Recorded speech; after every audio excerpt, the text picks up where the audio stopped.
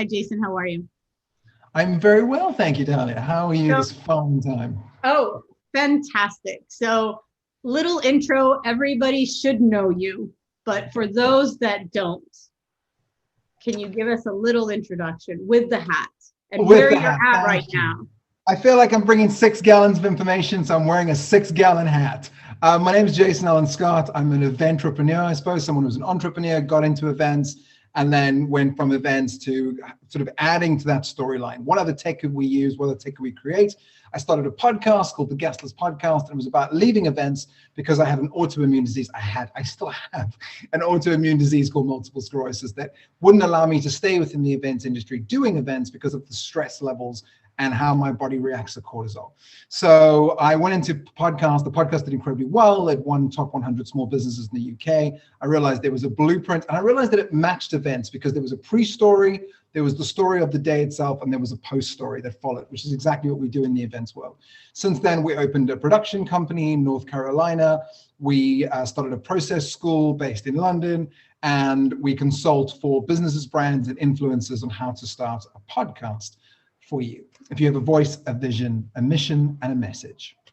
And I'm one of your students, so I Yes, vouch I for was that. about to say, I'm so proud to say Dahlia is one of my students. Yes, I am. I am. So we're going to talk about your new mission because I think this is essential in regards to understanding where the mice industry is going and how you're helping them out, et cetera. So therefore, my background is an homage to you for what you're doing. So thank you for that. So challenges that you see DMOs and destinations having or facing in the 2020s. What do you see happening right now? I think the two biggest things we're seeing is fear and legislation. I'm going to start with legislation because probably it's the biggest and it's the one that we have some control of. If the law says you cannot travel and you cannot leave your house, then there's nothing a DMO or destination can do. It's that simple. And I know one of your follow-up questions is what can they do? And I do have a series of things to say, but that's the first thing. What does the law say? And how does that affect my job? And how does that affect my mission? How does that affect what we do? The second is fear. You know, the fear of people getting sick, the fear of, was the sickness created because people travel as much as they do? Because we, instead of having events at home like we used to, or at a nearby hotel or a nearby restaurant or space, we were flying all over the world for our incentives, our conferences, our expos, etc. So to change that fear around is something that's going to take constant, valuable, consistent content.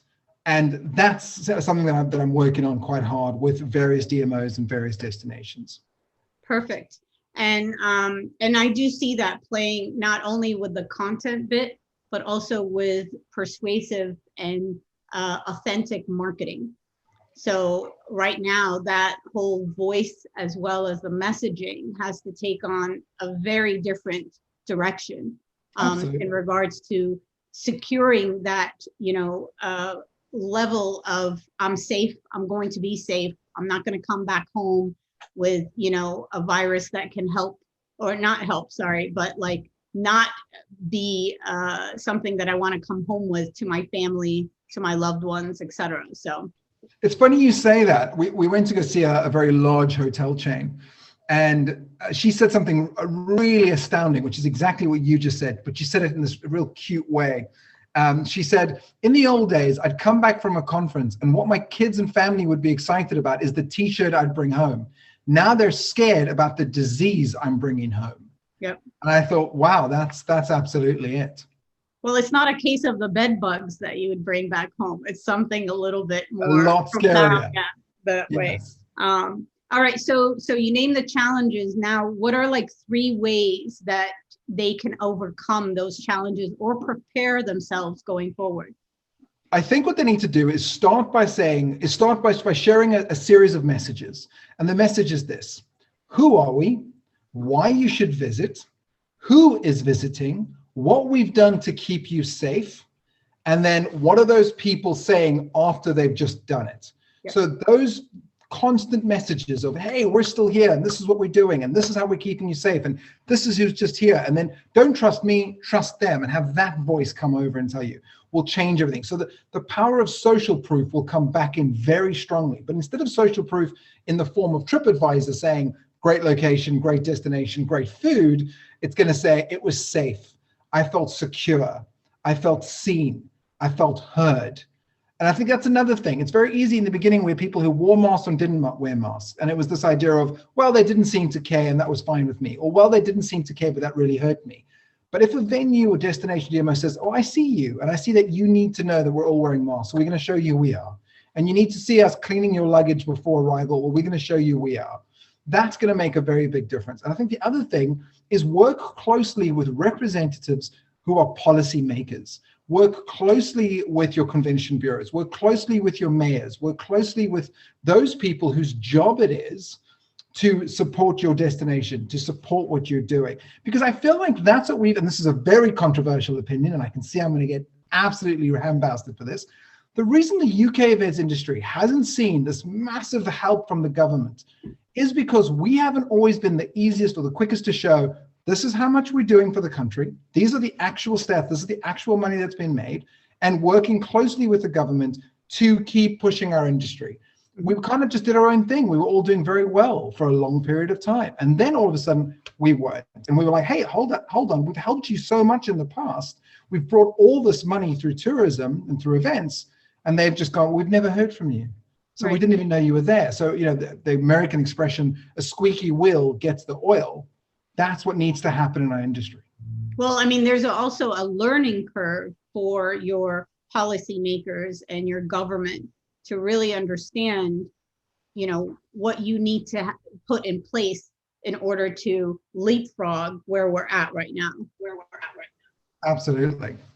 And what do you see then a bigger role of influencer marketing as well as peer-to-peer marketing that will do that storytelling for destinations and DMOs?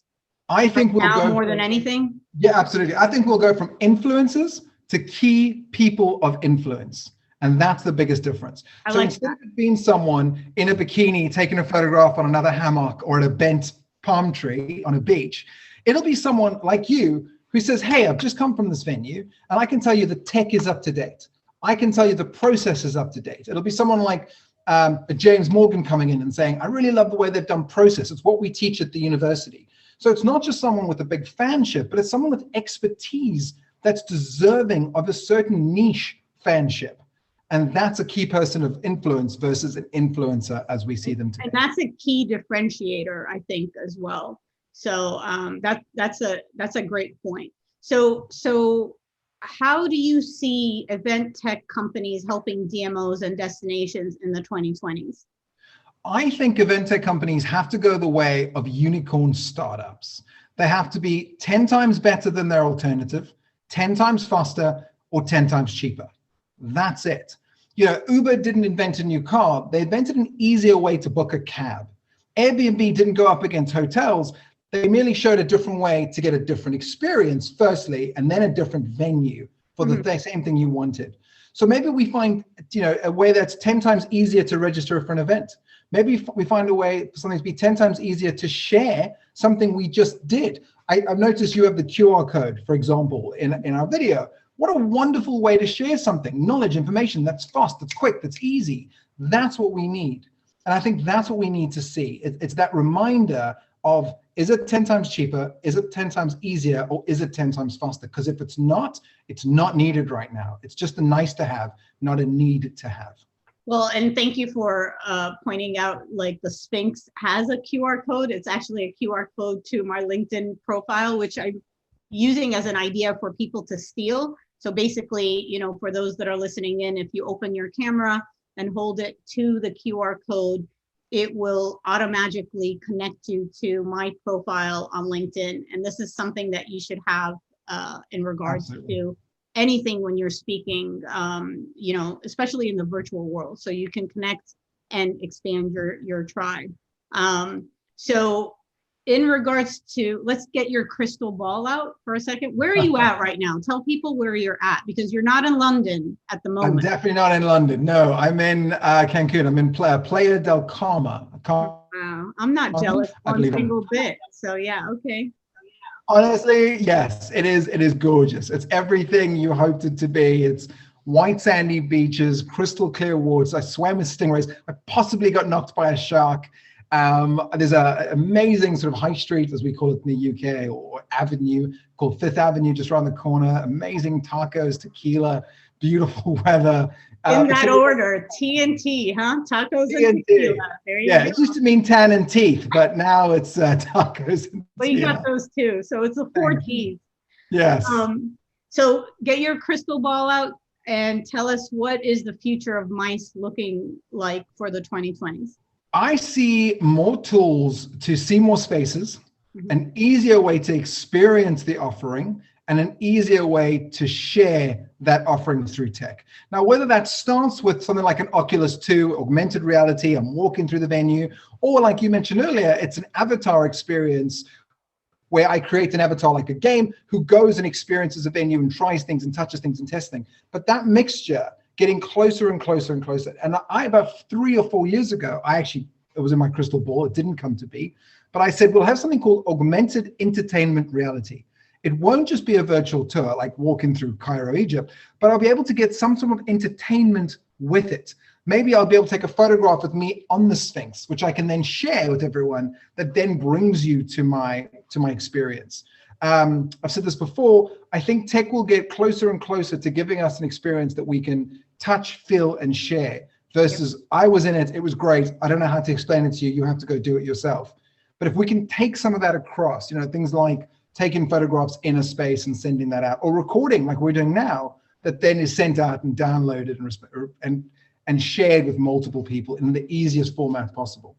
Well, I'm a big believer, and you mentioned Airbnb, but like, for example, their online experiences where you can actually engage with someone who is, has a GoPro or is taking you through the graffiti streets of Brazil, for example, Sao Paulo. And then you get to experience that secondhand, whatever you want to call it. Yeah. But this is where you get creative with the content that's generated. And then how do you amplify that, or how do you share the content and make it interactive and make it viral? I think that's going to be the key for destinations and for even the DMOs going forward. So absolutely. And I think what hopefully we'll see, and hopefully I'll get a chance to be a part of, is this idea that it doesn't have to be what everyone's doing. I think we get, especially in the events industry, we're order takers first and foremost, or we have been history, where we need to start putting things forward. Instead of someone coming to us and saying, oh, have you heard of this thing called QR code? Has anyone ever done a virtual presentation? Has anyone ever done a hologram? I'm doing a talk with a gentleman called James Taylor for FreshBooks next week, and he sends a hologram to the space to do the talk. He doesn't travel at all anymore.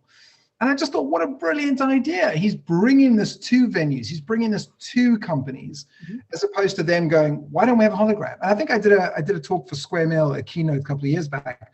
And I said, some of the smallest things you could do, you could have an expert, let's say someone like you, and you could say, I'm not feeling well right now. I don't want to do this talk, but I've got great information. Well, you could train an actor with a script of all your information that then does it live, because they'll be able to do the presentation as well as you, but they'll have your information. So there's an opportunity. We'll be able to take podcasts and turn them into stories that are also entertaining about destinations, about hotels. Instead of just sharing the USPs and the sort of list of premier room, standard room, king size room, beach facing room, street facing room, it'll be a story of someone that went there. The famous story of the Wynn Hotel, where someone came running at 4 a.m. and our hotel concierge was standing outside of the town with a bottle of water and said, hey, I just wanted to give this to you. I've noticed you're running every morning. Well, that story has been shared all over the world. That could be on a podcast that people could hear. And there's a great one called Business Wars, which is a phenomenal podcast that just tells you the story of great companies. Well, I'd love to have that for hotels and destinations, telling the stories of why these hotels were created and the people that they support, whether that's the staff members or the patrons that are coming. These are the opportunities that hopefully tech will take us to and allow us to use in the future. Yeah. So I was a hologram in Seoul, Korea last December. Oh my gosh. From LA. So and it was kind of funny because I was actually at Expo in Las Vegas and traveled to LA within 24 hours, was hologrammed into Seoul, Korea, and people still thought I was in Las Vegas. So they got very confused of why I was in Seoul and in Vegas at the same time. But your whole point of the content and the formats of content is spot on, because podcasts, so that's like the auditory, like the audio part of it, versus the visual, which is this, versus the the regular presentation deck type of content. And actually Masterclass, if you haven't taken a look at Masterclass now has it where you are able to consume the content and interact with the content as you wish. So you can turn it into podcast mode, transcript mode, or you turn it into video mode. And I love that. Because of you, I joined Masterclass. I just did Sarah Blakely's entrepreneurship course. Of course. So but you should be on it. I told you that you needed to be on it as a teacher. But so the way that content is generated, and then the format of it, I think is going to be key. And to your point, us event planners and professionals a lot of time lack that ability of content marketers and so forth. That's one skill set, I think, that, and also the digital marketing part of it, that they would either need to outsource or get someone in their team that can help them do that even better. So any other insights you want to wrap up with, or any tips or? Yeah, I think the other insight I have is this. When most companies worldwide were closing down and laying off staff, Wembley Arena got a gigantic Wimbledon champion tennis courts got a gigantic check in the millions. Now, what was the biggest difference? Well, the Wimbledon company knew that at some point something was going to stop them from putting on their global event every year. So they took out insurance. And when we went into pandemic and everyone went, oh no, we weren't expecting this, Wimbledon smiled and said, show me the money. And I think that's what everyone needs to be doing now.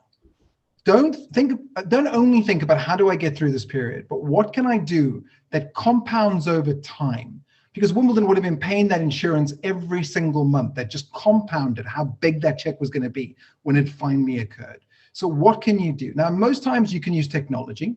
The second thing you can do is network, create a network effect. I know you tell someone else, that person tells another person, that tells them, and that's just how it grows. In all my years, I've paid £20 to advertising and marketing because I focused rather on the people to spread my message. I focused on that network effect. And lastly, I think we all as businesses need to realize that the future generation, when we're having these job interviews, are going to ask us, how did you handle your staff during the pandemic? And really ask ourselves, what are we doing now to look after our staff? That's a great question. Yeah, totally. So Jason, how can people connect with you? I think the easiest way right now is just go to LinkedIn. I'm Jason Allan Scott. I think I'm the only one in the world. And I answer every single, it does take me a while. There's a lot of people on there now. But I will answer your questions if you've got any question, preferably one question. I'm happy to answer it. Otherwise, I'm on Twitter at Penthouse Lord. Very easy to find. Perfect. Well, thank you for being there for the industry and for me, because you are a dear friend. So thank you for that.